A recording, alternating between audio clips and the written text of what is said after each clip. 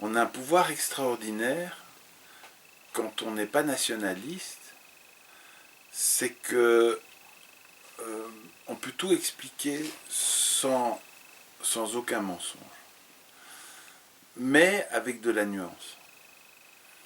C'est-à-dire que le problème de toute idéologie, c'est qu'elle cherche à expliquer le fonctionnement de l'homme, le fonctionnement de la société.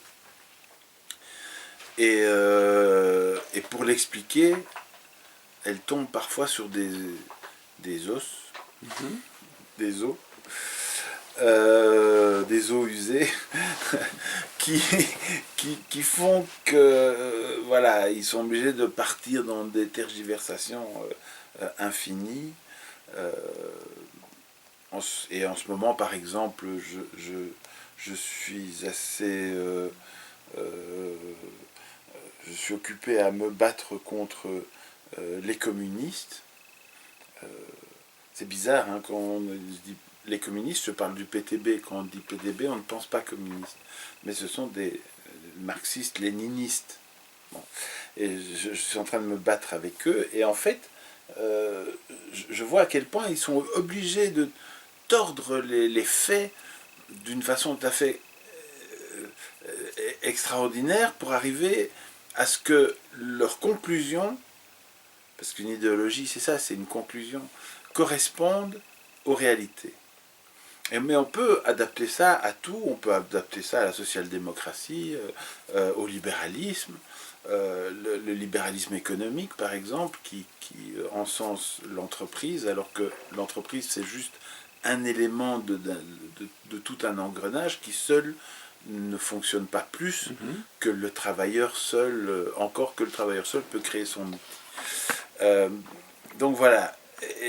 Et donc je trouve que c'est pas une idéologie, l'antinationalisme, ça fait partie de l'humanité. Voilà, je vais le dire comme ça. C'est pas l'humanisme, c'est l'humanité.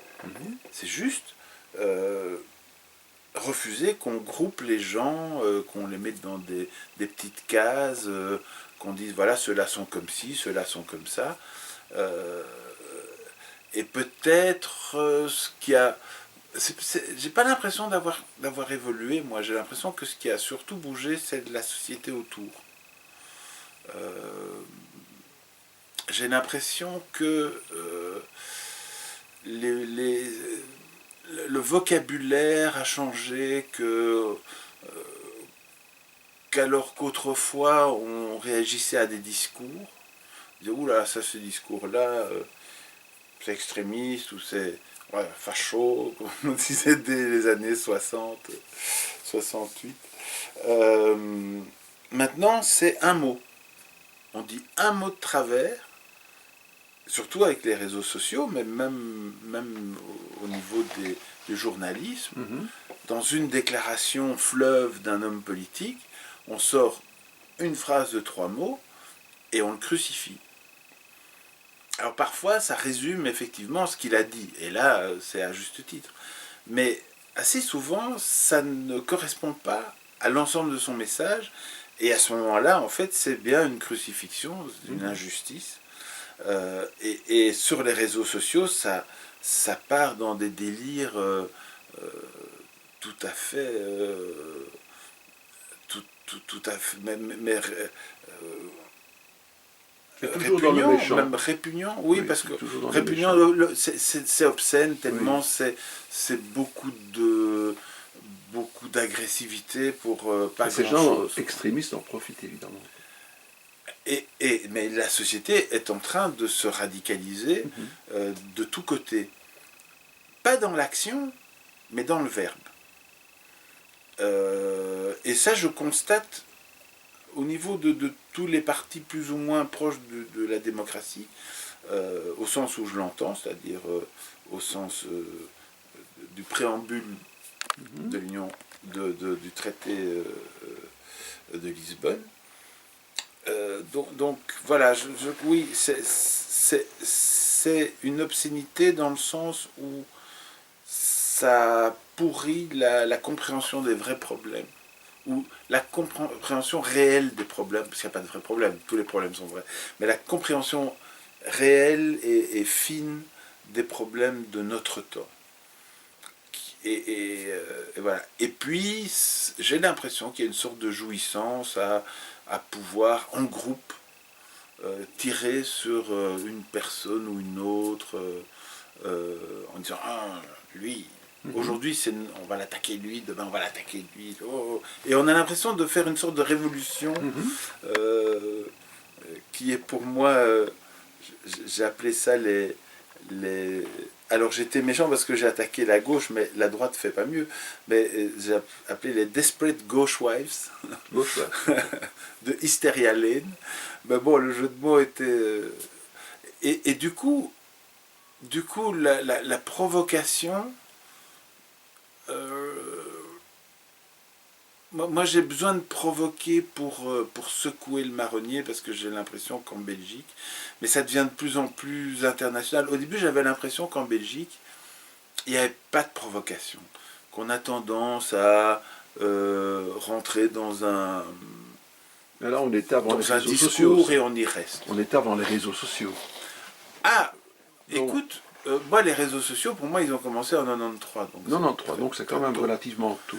Oui, parce que j'ai commencé... Mais là, c'était des cercles fermés, c'était CompuServe. Mais c'était déjà extraordinaire. On parlait avec des gens du Brésil, des États-Unis, directement en ligne. C'était assez extraordinaire. Et puis après, il y a eu les forums de Libé où je suis beaucoup intervenu. Et puis voilà. Donc, moi, ça fait très longtemps que je suis sur des réseaux sociaux, ou en tout cas des réseaux déclaratifs.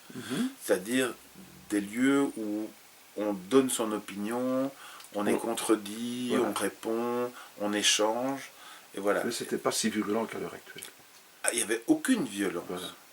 Moi, d'ailleurs, le forum de Libé était modéré très très bien, ce qui fait que il y avait... alors ça, c'était, je dirais, dans les années 2000. Il y avait des échanges qui parfois étaient virulents, mais qu'il y avait un vrai débat. Et un débat assez ouvert avec des personnes vraiment d'un peu tous les milieux. Et je trouve qu'aujourd'hui, tout est fait pour qu'il n'y ait plus de débat. On commence à parler avec quelqu'un sur un réseau social de quelque chose, on dit une phrase qui ne plaît pas ou qui rentre dans le dictionnaire des indicibles d'une portion, d'une caste, parce que pour moi ce sont des castes, ce sont vraiment pas des castes au sens hindou du terme. Tu te rends compte, je suis obligé de dire pas des castes au sens hindou du terme, ou indien, parce que si je dis pas ça, on va me dire ah voilà, tu es en train de dire qu'il y a des castes dans la société, donc tu veux séparer la société, donc ci, donc ça. Donc tu es facho. À l'arrivée, c'est toujours ça. C'est toujours la fin de l'histoire.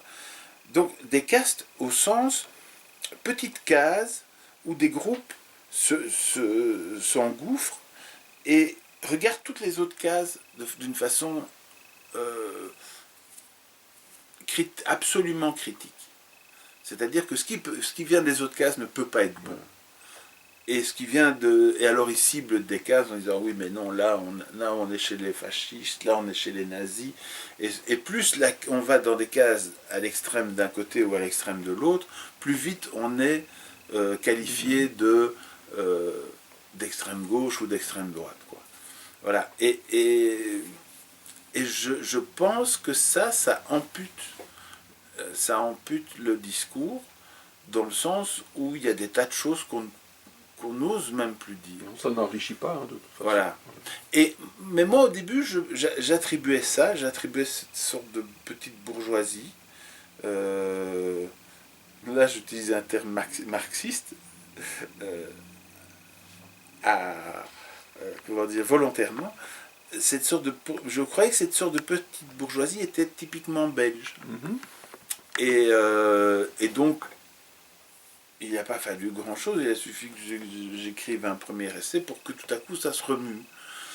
Puis j'ai ouvert mon blog où j'étais assez agressif, mais pas agressif au sens moi je déteste personne, donc c'est assez compliqué pour moi d'être C'est vraiment un geste agressif. de défense peut-être.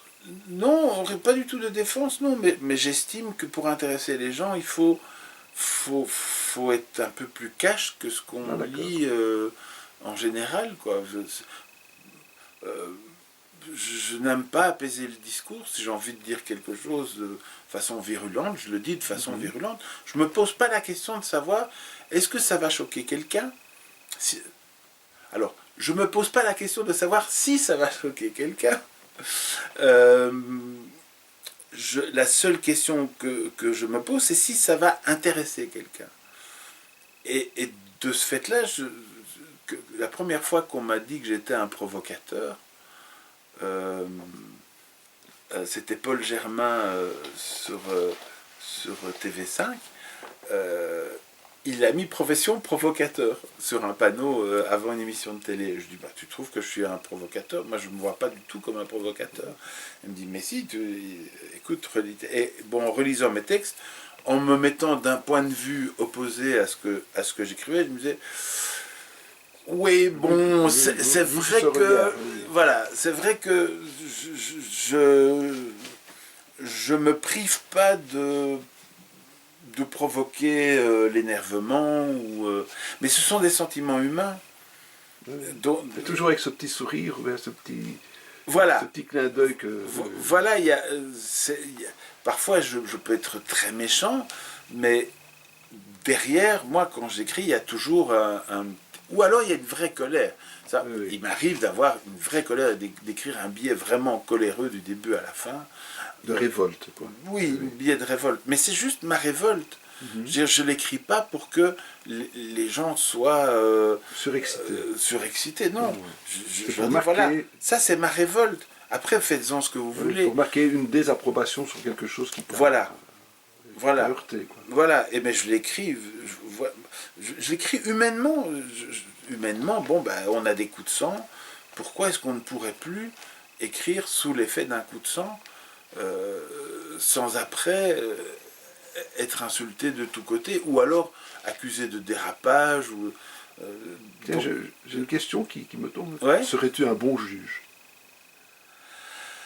Écoute, alors, non. Ou es-tu un impulsif, ou es-tu quelqu'un de réflexion Écoute, en général, je dirais les deux. Je démarre sur une impulsion, et puis quand j'écris, je me relis, je réécris beaucoup. Oui, mais là, tu parles d'une écriture qui est plus posée, mais dans le verbe, dans l'expression, dans l'interview, je vais dire, dans un débat. Est-ce que tu sais avoir du recul en te disant, là, Marcel, tu te calmes, tu prends du recul, et tu pondères, peut-être avec un peu plus de puissance. Tu veux dire quand je suis en télé ou en radio et que oui, je parle d'un ou bien sujet alors donné. est-ce que tu es un impulsif tout le temps, ou bien alors je me dis, est-ce que tu vas être quelqu'un qui va prendre un regard sur lui-même et se dire, je vais prendre un jugement sur mon idée et je la pèse avant. Alors, tout ça, c'est un quart de seconde. Hein. Oui, non. Si on me pose une question à brûle pour point, comme ça, probablement que ça va toujours être un peu impulsif. Mais je vais plus réfléchir. Moi, je vais plus réfléchir que écoute, alors il m'arrive d'être impulsif quand je suis dans un débat face à quelqu'un qui dit quelque chose que j'estime incorrect ou déplacé ou faux. Quand je dis déplacé, c'est pas moralement déplacé, c'est déplacé par rapport au débat, ou faux. Là, il m'arrive de réagir et de rentrer dans le lard de l'autre en espérant que lui va... Enfin, l'inverse arrive aussi, hein. Et ça me paraît de bonne guerre. Donc là, il y a effectivement une impulsivité. Il y a un moment donné où là, non, ça je ne peux pas le laisser dire, je vais réagir. Voilà. Mais avant que je m'exprime sur un sujet, j'essaye, dans la mesure où le temps le permet, de m'informer. Et en général, enfin, il arrive quand même assez souvent que j'ai une idée préconçue sur un sujet donné, et qu'en m'informant, je change d'idée. Totalement. C'est-à-dire que je passe totalement Je me dis, ah non, en fait, j'avais tort. Mhm. Euh, Quand j'ai écrit, par exemple, Indigné de con, j'étais parti de l'idée que le PIB des États-Unis avait beaucoup moins monté que la bourse. Et que donc les revenus de bourse étaient beaucoup plus importants que les revenus du PIB. Je parle bourse des actions. Et je pars de cette idée-là, et puis j'écris quasi tout un chapitre en partant de cette idée-là, et puis je revérifie mes chiffres et je vois que c'est pas le cas. Et donc mon postulat de départ était mauvais. Et j'avais plus ou moins vérifié, mais je n'avais pas été à fond. Donc voilà. Donc je, être un bon juge, je ne suis pas modeste, mais j'ai une certaine forme d'humilité. Je crois que la modestie bloque, empêche d'avancer. Donc je ne suis pas modeste. Je ne serai jamais, je refuse de l'être.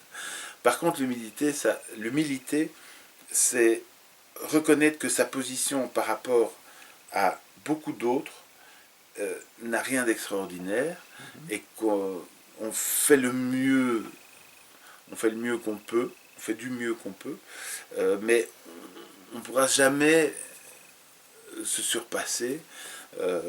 Et donc voilà. Et en toute humilité, je pense que juger est quelque chose d'énorme. C'est quelque chose qui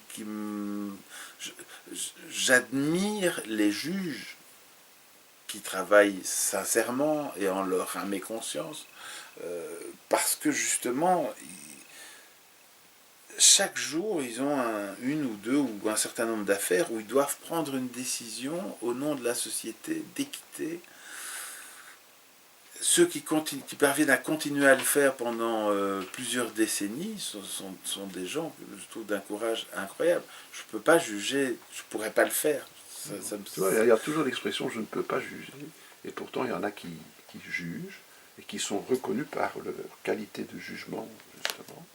Mais ce sont des gens que tu vas difficilement faire changer d'avis. Ben, de nouveau, si on juge... Oui, mais moi, tu me feras difficilement changer d'avis si sur un sujet, parce que je juge des sujets. Oui. Ça, oui. Je juge la pertinence d'un sujet, la pertinence d'une déclaration, la qualité d'une action politique. Là, de nouveau aussi avec beaucoup d'humilité, parce que c'est extrêmement compliqué, par exemple, de savoir si un gouvernement a bien travaillé ou pas. On le sait, peut-être qu'on peut en avoir on peut en avoir une estimation quelques années plus tard quand on compare, etc. Donc voilà, toujours de façon... Mais oui, on est un peu obligé de prendre des positions sur des... Donc c'est un jugement. Oui, oui. Sur des faits, sur des déclarations, sur des actions, sur des lois, etc. Oui. Est-ce que tu t'es déjà retrouvé face à un adversaire qui avait raison de toute façon? Alors tu arrives dans un débat avec les idées bien arrêtées de Marcel Sell, et puis tu te rends compte, comme tu l'as dit tantôt, tu peux reconnaître. Est-ce qu'on sait reconnaître en public?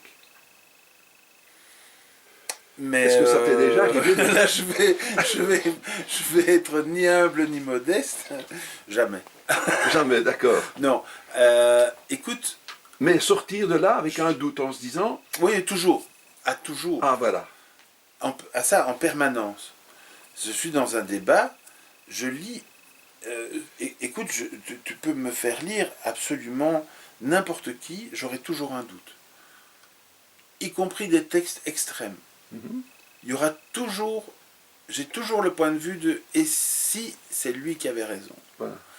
Et puis j'essaye je réfléchis, je confronte, je compare, et quand ce sont des textes assez extrêmes, ça ne dure pas très longtemps, mais je suis, d'après ma sœur, attends, comment elle dit encore? C'est un terme de PNL, donc ça va me revenir. Attends. Ah voilà, oui, je suis une structure de désaccord. Une structure de désaccord, c'est quelqu'un à qui tu dis, là il y a une bouteille d'eau, il va d'abord se demander si c'est vraiment une bouteille, puis si c'est vraiment de l'eau, et si c'est bien là. Donc tu me montres un truc totalement évident. J'adore ça. Une structure est une structure. Ça mais s'appelle de désaccord, ouais, c'est un terme de PNL, donc c'est de la programmation neurolinguistique qui est très à la mode il y a quelques années. Et donc, la structure de désaccord, c'est vraiment quelqu'un qui structure, si tu veux, ça. Enfin, c'est comme ça que je l'ai compris, mais qui structure sa pensée sur à la base le désaccord, c'est-à-dire le doute. Quand j'ai vu Matrix, par exemple, je suis sorti de Matrix en me disant, mais en fait, c'est peut-être vrai, peut-être que je peux passer cette barrière qui se trouvait devant moi, peut-être que je peux la passer comme ça, c'est moi qui me freine, évidemment, j'ai essayé, j'ai vraiment essayé, je me suis cogné contre la barrière, bon, je ne suis pas allé à fond non plus, c'était très drôle, tout le monde a bien ri, mais donc j'aborde jamais les sujets avec des... Alors oui, je dirais, je les aborde jamais avec des idées préconçues, sachant qu'on a quand même une structure de base, comme je disais, l'antinationalisme, chez moi, c'est bon, ça c'est dans l'ADN. Donc il y a une structure de base, il y a un point de vue, il y a peut-être pas un point de vue, ça j'aime pas, j'aime bien changer de point de vue, mais il y a une sensibilité de base aussi humaine, sur la souffrance humaine, etc. Et donc ça c'est là, mais à part ça, j'aborde toujours un sujet avec le questionnement, le doute, et donc je regarde les choses d'une façon qui n'est certainement pas neutre, mais qui est en dehors, je pense. Enfin, c'est l'impression que j'ai quand je lis la presse. J'ai l'impression parfois d'être en dehors de la société, de la regarder de l'extérieur, un peu comme Montesquieu faisait parler des Perses. Tu comprends pourquoi j'ai appelé cet entretien causerie avec S. Oui. Parce que tu vois, on n'est pas sur un entretien bien déterminé, sur une œuvre, sur une vie ou sur ceci. Non. On passe un peu du coq à l'âne, et c'est nous les causeries. Combien de vies as-tu, Marcel Sen? Ouf, 48. Eh ben, écoute, non, j'ai eu beaucoup d'expérience, j'ai eu beaucoup. Oui, mais j'ai pas eu. Oui, enfin, j'ai fait l'expérience de dormir dehors à la belle étoile et de piquer dans les supermarchés pour manger. Pas très longtemps, ça a duré 2-3 mois. J'ai eu l'expérience de musicien, donc jouer en concert, être dans un groupe de rock avec des jeunes. Tu as l'oreille musicale. 3 fans. Oui. Donc si je te donne une guitare, tu sais l'accorder. Ah oui, je peux l'accorder. Je te la donnerai. Oui, ok. Je te l'accorderai. Je peux le faire. Alors il me faut un diapason, mais ça j'en ai un dans mon iPhone, juste pour le la. Je vais te la chercher.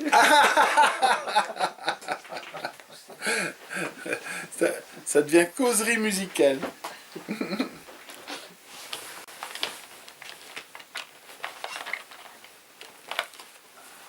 Je vais quand même mettre le la.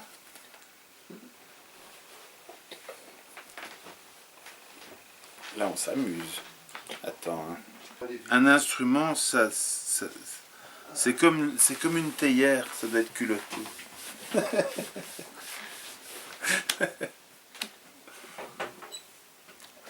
Je n'ai plus beaucoup de jouer de guitare depuis un moment. Voilà, qu'est-ce qu'on me fait là?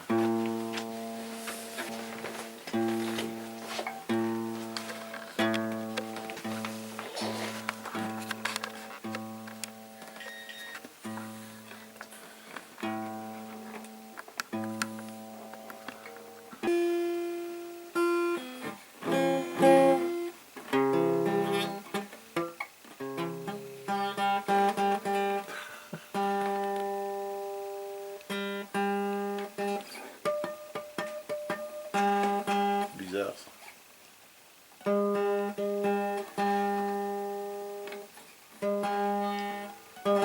Les harmoniques sont pas justes.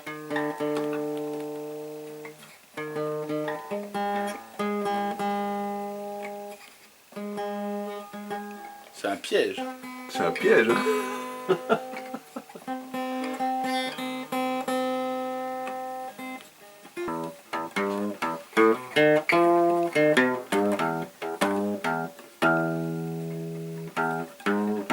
Et les chevilles bougent.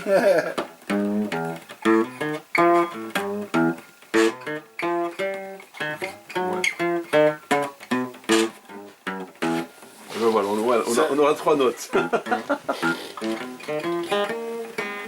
Ouais, tu peux jouer tout au début.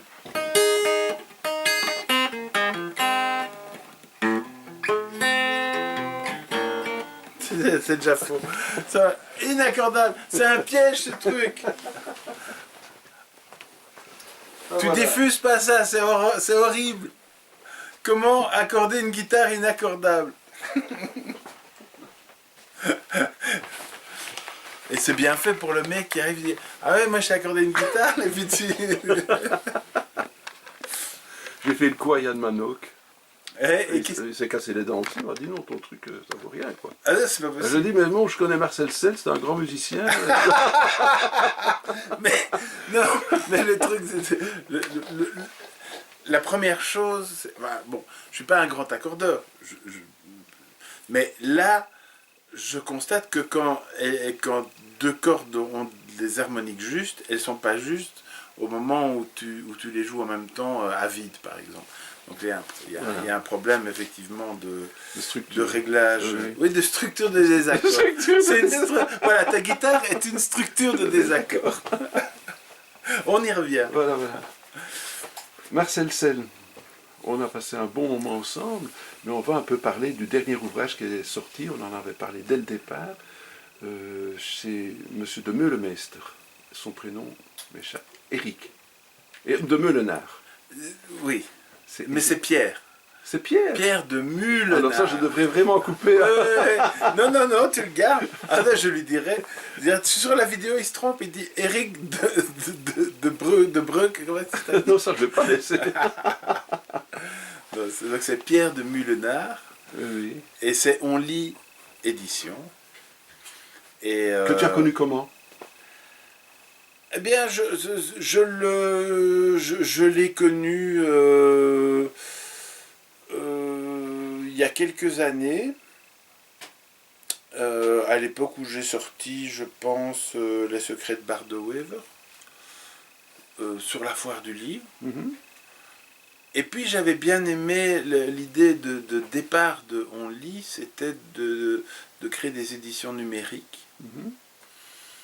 Et je trouvais que l'idée était évidemment très intéressante. Au départ, elle ne publiait qu'en numérique.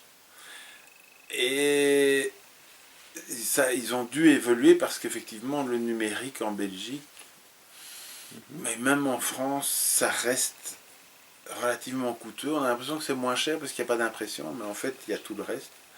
Il y a toute la structure, Internet, etc. Et là, il faut une création... il y a une mise en page qui est peut-être même plus compliquée que pour un livre papier. Et donc, ils sont passés à l'édition presse, et je savais que je pouvais proposer un texte, que je serais bien accueilli, voilà. Que je serais bien accueilli. Parce que j'avais déjà publié un texte chez eux il y a longtemps, mais en version électronique, et c'était une nouvelle qui s'appelait Un pardon, je crois,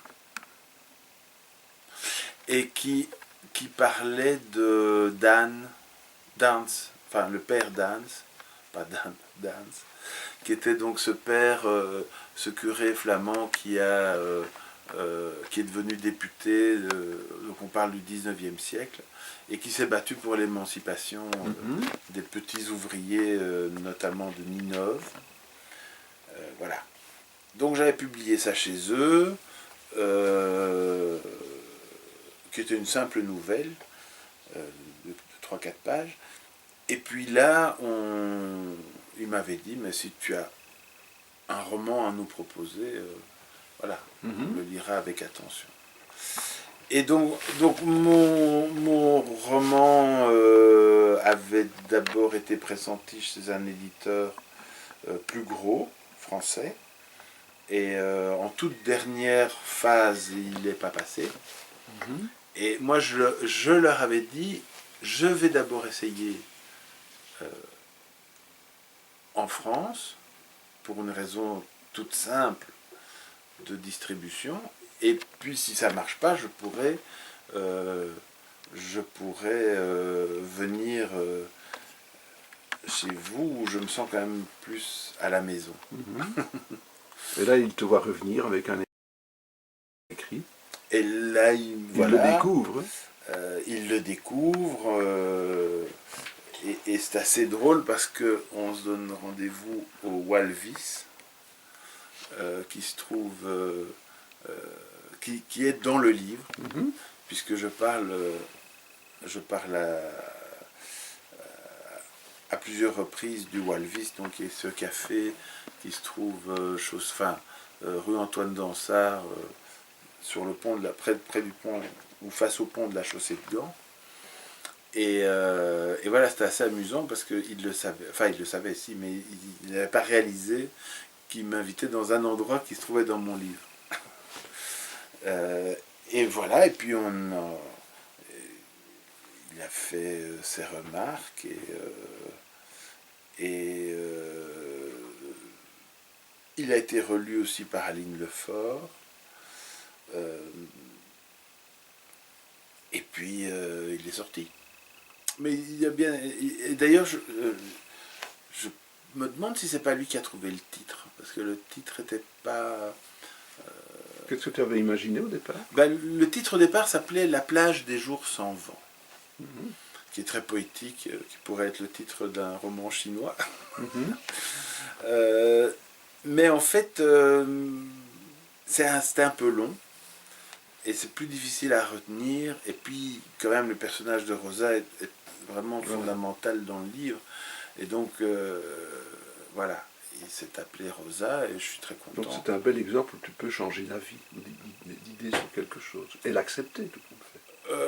Ah oui, non, mais ça. Oui, mais j'étais pas tout de suite d'accord. Ah, d'accord. Parce que je disais, mais fondamentalement, on privilégie le personnage de Rosa au personnage de Maurice, puisqu'il y a deux héros dans cette histoire, enfin deux personnages principaux, à deux époques différentes. Je dis, pourquoi est-ce qu'on privilégie l'un sur l'autre? Puis en réfléchissant, je me suis dit, oui, mais c'est vrai que tout part en fait de Rosa, puisqu'elle est la grand-mère. Sans elle, rien n'existe, rien n'arrive, sans ce qu'elle est et ce qu'elle dégage. Les générations suivantes n'ont pas la même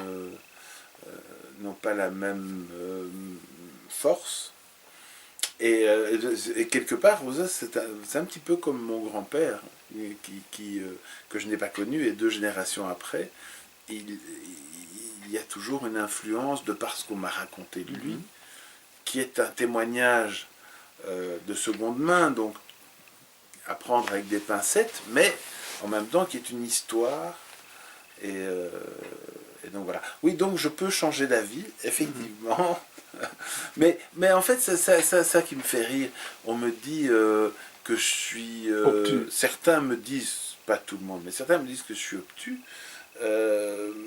Alors que, comme j'ai travaillé quand même des années dans la pub, et dans la pub, quand le client dit ça va pas, tu dois te plier.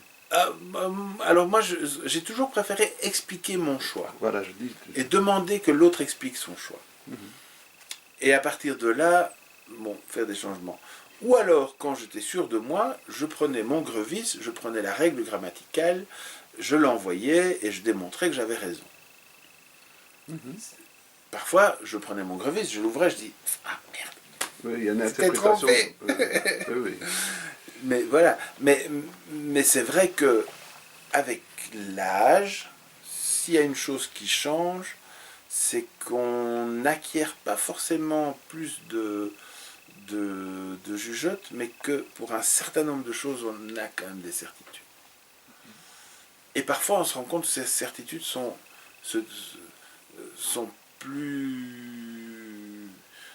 elles-mêmes sujettes à caution parce que oui, on a appris quelque chose dans un une encyclopédie, un dictionnaire d'un grand professeur d'histoire ou d'un grand historien, et on se rend compte 20 ans plus tard que c'était pas totalement ça.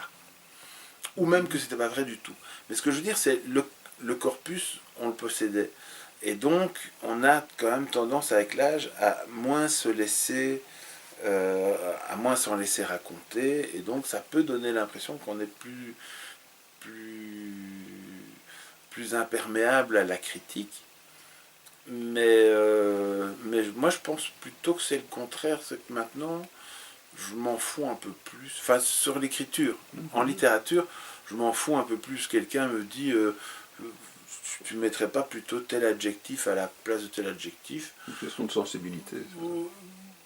Alors oui, mais parfois je me dis, au fond, je m'en fous. Parfois, parfois, je vais me raidir parce que j'ai expressément choisi et que je sais pourquoi. Le début de Céline, le début du voyage au bout de la nuit, ça a débuté comme ça. Et tu peux chercher, tu vas voir sur Internet, énormément même de journalistes écrivent, ça a commencé comme ça.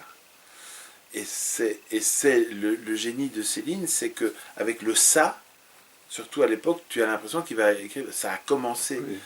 Et que non, on a la trace du manuscrit où il barre commencer, il met débuter. Et ce choix-là, il est imparable. Mais il est surtout incontestable. Incontestable, oui. Tu ne peux pas, un relecteur ne peut pas dire non, alors tu aurais dû dire ça a commencé comme ça, hein, Louis Ferdinand. Non. Mais par contre, dans le corps du récit, à un moment donné, on me dit oh, tel adjectif irait quand même mieux. Moi, c'est pareil et je m'en fous.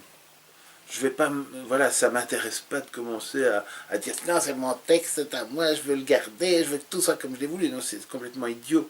On n'écrit pas tout seul et on n'est pas lu par soi-même, on est lu par d'autres. Donc voilà. Donc,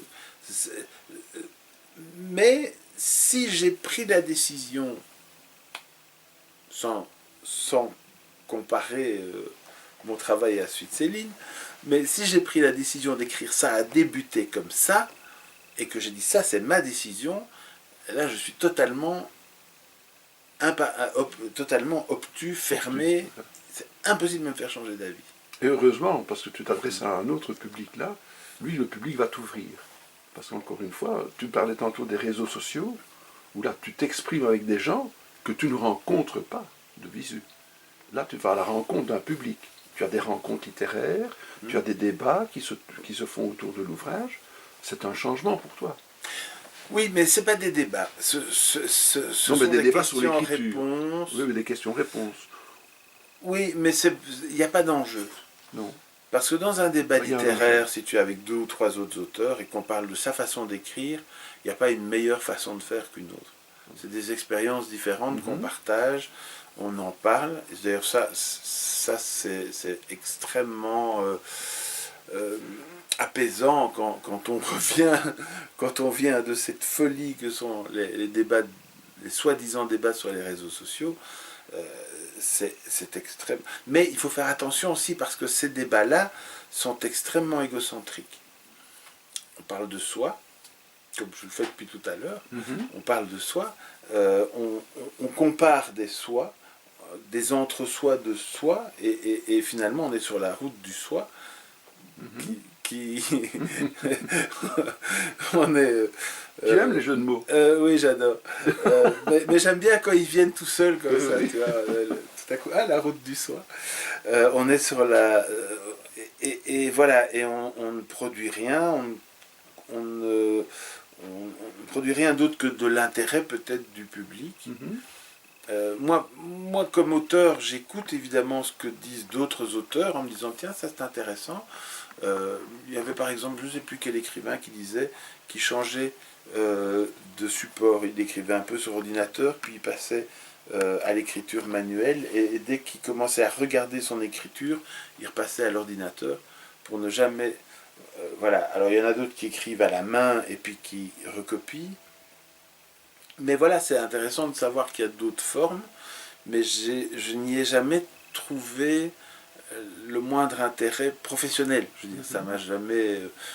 J'ai essayé ce que j'entendais des auteurs. Je disais, ah, moi je fais comme si, je dis, ah, bah, je vais essayer. Et ça n'a jamais marché. Dans, en création, on ne peut faire que comme soi. Il n'y a rien à faire. Il n'y a pas de technique meilleure pour... Moi, par exemple, j'écris directement dans le format roman sur ordinateur. Je ne regarde jamais mes touches parce que j'écris à l'aveugle. Et donc, je regarde les mots et je suis tout de suite dans le format page roman avec une typo Times New Roman. Et donc, voilà, je fais comme si le livre était en train de s'écrire devant moi, quelque part. Et voilà, ça c'est ma méthode. Et il y a d'autres vont me dire, bah oui, mais moi c'est pas ma méthode. Et après, tu as des rencontres littéraires où chacun donne sa méthode. C'est très intéressant pour l'auditeur, mais ça ne reste que des témoignages de comment je fais les choses. Comment est-ce que j'ai plus une tomate, moi, chef Marcel, et comment chef un tel va pousser sa tomate différemment. C'est anecdotique, je dirais. Non, mais bon, et ça vient sur la question que j'ai envie de te poser, sur cette façon d'écrire, la façon d'éplucher la tomate. C'est bien, j'aime bien. C'est que beaucoup de jeunes maintenant sont en train d'écrire. Beaucoup d'écrivains sont dans l'impatience de savoir si leur bouquin va être retenu pour la prochaine rentrée littéraire. Prochaine, laquelle? Parce qu'il y en a 4 par an de rentrée littéraire. Que penses-tu de la durée de vie du livre? Parce qu'encore une fois, on se bouscule au portillon. Peu vont être retenus, alors que toi, auteur, dans 3 mois, dans 6 mois, dans 9 mois, dans 2 ans, tu peux encore parler de ton ouvrage. Alors qu'il va tomber dans les oubliettes s'il n'y a pas des petites choses qui se passent à gauche et à droite pour continuer d'en parler. Des prix, par exemple, une réédition quelque part. Tu vois, le traumatisme de l'auteur qui vient d'écrire, qui a envoyé son tapuscrit, qui attend, il est retenu ou pas retenu, il est retenu, il sort, est-ce qu'il est bien diffusé, pas bien diffusé? 3 mois après, il est au pilon. Je trouve ça... Je trouve ça... Comment vois-tu ce maelstrom? Pour l'instant, j'ai la chance de n'avoir très mal vendu qu'un seul de mes livres, qui était un peu égocentrique, ça je le savais dès le départ. Bien que j'ai essayé de le rendre intéressant, justement, j'ai essayé d'y mettre quelque chose qui ne soit pas trop égocentrique. Mais voilà. Je ne sais pas comment dire. Moi, j'ai jamais, avant 2009, osé envoyer un texte à une maison d'édition. Donc, j'ai commencé avec Warren Burton, que j'ai envoyé à plusieurs maisons d'édition. En désespoir de cause, j'ai un ami qui me présente Alain Jourdan et qui dit, voilà, est-ce que tu pourrais le lire? Parce qu'en fait, quand on envoie des livres aux maisons d'édition, on ne sait même pas s'ils sont lus. Et dans beaucoup de cas, ils ne sont pas lus du tout. Donc, et à partir de ce moment-là, bon, il me dit quelques semaines après, bon non, c'est pas notre style, enfin voilà. Et 6 mois plus tard, je suis dans ma baignoire, je reçois un appel, il me dit, finalement, on va quand même le sortir parce que moi, je m'en étais pas rendu compte, mais c'est intéressant. Bon, voilà. Donc il a été. Donc à quoi ça tient? Quelques semaines avant ce coup de fil, j'avais ouvert mon blog, dont le seul but au départ, je suis totalement transparent et sincère là-dedans, le seul but était de promouvoir mon bouquin avant sa sortie éventuelle. Non, auprès des éditeurs. Ah d'accord. Pour trouver un éditeur. Okay. Et au pire, j'allais l'éditer à la demande. pire. Mais voilà, c'était un outil de promotion pour mon livre. Et pour le promouvoir, je me disais, un blog, en même temps, c'est intéressant pour m'exprimer. Voilà. Et donc, je me suis exprimé, et c'est le fait que je me sois exprimé qui a fait que mon blog, finalement, a eu plus de succès que le livre que je... c'est assez génial. Donc, voilà. Et donc, mais ce livre est sorti, c'est bien vendu, hein, cela dit, c'est pas ça. Mais, et donc, il est sorti, c'était un livre qui était destiné à durer un certain temps. Donc il y a moins en Belgique cette idée de pilon. En France, c'est les Big Five. Si au bout de 3 mois, les ventes sont mauvaises, pilon, terminé, le gars, son bouquin n'existe plus. En Belgique, je pense qu'on peut à peu près encore trouver tous mes bouquins, même s'ils sont sortis il y a 7-8 ans, ne fût-ce que dans des solderies. Donc je sais pas comment je réagirais. Bah, si mon blog n'avait pas marché, que mon bouquin n'avait pas marché, j'aurais fait autre chose, j'imagine. Je me serais plus réorienté vers la musique. De toute façon, j'ai besoin de faire quelque chose avec un public. La musique, je fais des concerts avec 50 personnes. Mais il y a des gens qui disent ouais, moi j'ai fait une salle de 2000. Oui, ok, mais le public, c'est pas ça. Le public, c'est pas la quantité qui a de la valeur dans le public, c'est le regard. Et quand on n'est pas très nombreux, le regard, il est d'autant plus chaleureux, mais aussi critique. Oui. Mais c'est bien d'avoir un regard critique. Enfin, c'est merveilleux d'avoir un regard critique. Voir des gens qui... Et d'ailleurs, quand mes bouquins sont sortis, j'ai eu quand même beaucoup de bonnes critiques et rarement des mauvaises critiques. Et ce dont je me plaindrais le plus, c'est d'avoir rarement eu une mauvaise critique intelligente. C'est-à-dire une mauvaise critique qui m'apprenne quelque chose. Et c'est arrivé avec Rosa, j'ai eu une critique qui était... Ah, excuse-moi, c'est mon téléphone. Non, laisse. C'est rigolo. C'est du klezmer. Donc, je disais...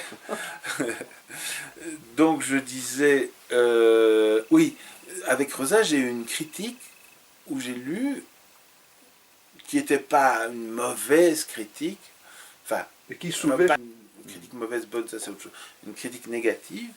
Et quand je l'ai lu, je dis oui, ça, effectivement, ça c'est le mauvais côté de mon livre. Voilà. Donc tu reconnaissais. Oui. Oui, mais quand on me dit, par exemple, dans le cas de Secret de Bardo-Wever, j'ai une critique, il y a trop de pages. Je dis, oh, Mozart, il y a trop de notes, Marcel Sell, il y a trop de pages. Bon, c'est pas, la question n'est pas le nombre de pages, la question c'est combien de pages sont bonnes. Dire c'est trop épais, pour moi c'est pas de la critique. Ou alors dire, comme j'ai eu une critique dans The Standard qui me reprochait d'avoir un chapitre où je le traitais de menteur. Mais non, le chapitre s'appelle Le menteur, enfin voilà. Donc, ce sont des critiques un peu forcées et qui me dérangeaient parce que je les trouvais pas intelligentes, voilà, je vais le dire le mot. Il faut pas avoir peur des mots non plus. Pas intelligentes dans le sens où c'est pas quelque chose de raisonné, de juste,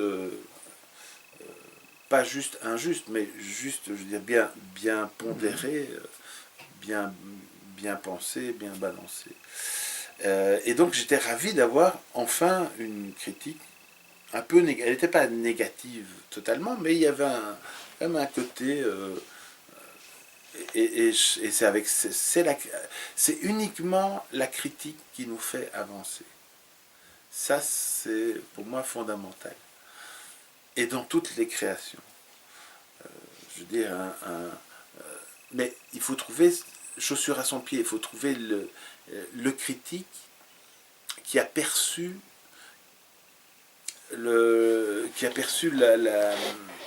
la substantifique moelle de ce qu'on veut faire. Je veux dire, Un critique qui dit c'est moche, j'aime pas, n'a aucun intérêt. Non. Un critique qui dit mais pourquoi tu utilises tout le temps du rouge carmin? Ça fait perdre quelque chose, je sais pas quoi, hein, là on est dans. Pourquoi est-ce que pourquoi tu fais des phrases aussi longues? Essaye de les couper pour voir ce que ça donne. Juste pour tu coupes. Ah merde, ça va beaucoup mieux. Voilà. Et là on avance. Pourquoi tu as un ton pédant? Ah oui, c'est vrai, pourquoi j'ai un ton pédant, ça, voilà. Et ça, pour moi, c'est pas C'est de la quelque saine chose. critique, quoi. C'est de l'aide. Oui, c'est de l'aide. C'est le helpdesk de l'écrivain. C'est trouver quelqu'un qui puisse dire ce genre de choses. Et pas quelqu'un qui dise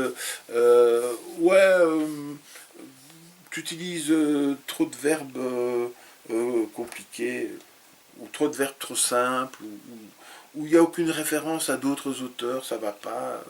Je dis, mais what the fuck, quoi, de quoi on parle ici, voilà. C'est vrai, et tu n'utilises pas beaucoup de points-virgules non plus. J'aime beaucoup le point-virgule. Oui, pourtant tu ne l'utilises pas. Je l'utilise, Oui, mais très rarement. Très rarement. Parce que pour moi, le point-virgule est la ponctuation la plus difficile à utiliser. Voilà. Ça ne doit pas être la rupture d'idée. C'est ça. Mais on a tendance à l'utiliser de façon stylistique, c'est-à-dire qu'on dit ah tiens, là je vais mettre un point de virgule, c'est élégant. Je n'aime C'est pas cette notion-là que tu as. Voilà, moi j'ai pas cette notion. J'utilise les ponctuations, comme les mots d'ailleurs, quand j'en ai besoin. Si je ne ressens pas le besoin d'un point-virgule, je ne mets pas de point-virgule. Mais dans le prochain que je suis en train d'écrire, je t'inonderai de points-virgules. Pour une raison que je ne peux pas te donner maintenant, et qui n'est pas stylistique. On en débattra. J'en aurai, dans le prochain, j'ai beaucoup plus besoin de points-virgules, et donc il y en a. Moi j'ai ma notion sur le point-virgule, c'est sur la non-rupture d'idée. Le point coupe ton idée, même si tu reprends la phrase et que tu expliques, mais pour moi c'est une rupture d'idée. Or justement, quand l'idée est précise, et qu'elle est à expliquer, l'usage du point-virgule est bien heureux. Mais je l'utilise plus facilement dans les essais que dans le roman. Parce que dans le roman, je suis sur le rythme. Oui. Et le point-virgule n'est pas un... Comment dirais-je? N'est pas un bon séparateur rythmique. C'est ni un soupir ni un silence. Le point étant le silence, la virgule étant le soupir. Le point-virgule a tendance à ne pas rentrer dans la rythmique du texte. Et du coup, il me dérange de l'utiliser autrement que vraiment quand j'en ai besoin. Et j'ai tendance à écrire dans Rosa, c'est assez clair, les phrases sont assez courtes en général, parce que, tu sais, alors tu as raison de dire que le point-virgule est une sorte de, à la fois un lien et un non-lien, c'est un peu les deux, et c'est pour ça qu'il est intéressant. Mais quand on écrit, si on décide, comme je l'ai fait, d'écrire, d'avoir un rythme de marche, un truc qui aille, qui aille un peu, oui c'est ça. La question finalement du point de virgule, c'est est-ce que je mets un obstacle au milieu de mon parcours, ou est-ce que je décide de faire mon parcours comme ça, de bord à bord, ou est-ce qu'à un moment je décide de faire un obstacle pour faire une croche. Voilà, en gros c'est ça. Et donc au départ, si tu décides du rythme d'un roman, tu dis ça va être un roman assez assez rythmé, le point virgule, tu l'exclus un petit peu par avance, sauf besoin, sauf nécessité à un moment donné pour expliquer quelque chose, parce que c'est la façon la plus la plus juste de le faire. Et donc, uniquement parce que le rythme n'est pas le même dans celui que je suis en train d'écrire, là, il va y avoir beaucoup de points-virgules. Voilà. Tu te relis à haute voix? C'est un choix. Tu prends tes notes, tu vas dans le bois et tu lis? Non. Non. Non. Non. Je me lis... quand j'écris des sketchs, oui, là, je me relis à haute voix, parce que c'est destiné à être dit. Quand tout ce que je produis qui est destiné à être dit ou lu, à haute voix principalement, je le lis à haute voix après l'avoir écrit ou au moment de l'écrire. Mais de toute façon, quand j'écris, j'ai une voix. Parce que nous avons plaisir, en général, à partager les lectures. Non, la lecture est lue. Oui, mais c'est pas son premier... Non, c'est pas son premier... C'est si beau. C'est l'histoire du grand-père qui vient, tu sais, il ouvre un livre et il raconte les belles leçons, les belles histoires de l'oncle Paul. Donc ça devrait aussi rentrer... Oui, mais j'entends le texte que j'écris. Oui. Okay. Mais je ne vais pas le lire systématiquement, mais par contre, j'ai beaucoup de plaisir à le lire, après, quand on me le demande. Voilà.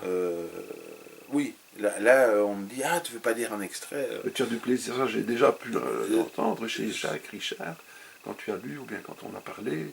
Là, on voit qu'il y a le plaisir c'est comme si tu venais de découvrir l'ouvrage d'un autre. Parce qu'encore, moi j'ai bien aimé, c'est quand c'est le petit regard tellement marcellien que tu as lorsque que tu ouvres, et voilà, qu'on a maintenant à l'écran, c'est cette jouissance que tu as lorsque tu lis.